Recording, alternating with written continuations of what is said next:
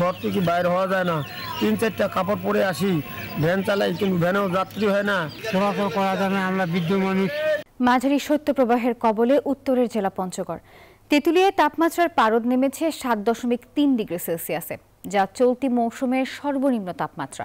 সব মিলিয়ে 1.5 ডজনের বেশি জেলায় বইছে মাঝারি থেকে মৃদু শৈত্যপ্রবাহ। তীব্র ঠান্ডায় বিপর্যস্ত জনজীবন। বিস্তারিত দেখুন ডেস্ক রিপোর্টে।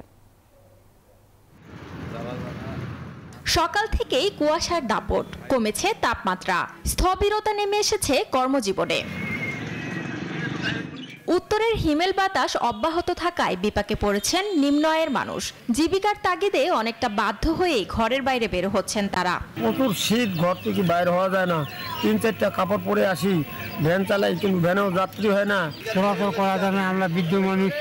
অনেক জেলাতেই সড়ক মহাসড়কে দিনের আলোয় হেডলাইট জ্বালিয়ে চলছে যানবাহন। ফজরে আজান দিলে বাইরে হওয়া যায় না, হেভি শীত, ধরেন যে হাত পা জড়ো হয়ে যায়, ঠিক আছে, আপনার 8টা-9টা পর্যন্ত শীত থাকে। শীতের প্রকোপে বাড়ছে ঠান্ডাজনিত রোগে আক্রান্তদের সংখ্যা, বেশিরভাগই শিশু। হাসপাতালের বহির্বিভাগে বয়স্ক রোগীর সংখ্যাও বাড়ছে। এক্সরেতে ধরা পড়ছে, কাশ কফ জমে আছে। কাল রাতে নিয়ে এসে ভর্তি করেছি, মোটামুটি এখন চিকিৎসা দেওয়ার পরে একটু সুস্থ। আবহাওয়া অফিস বলছে আগামী কয়েকদিন শীতের অনুভূতি বাড়তে পারে। চলতি মাসে আসতে পারে আরও 1 থেকে 2টি শৈত্যপ্রবাহ। Desk report, news 24।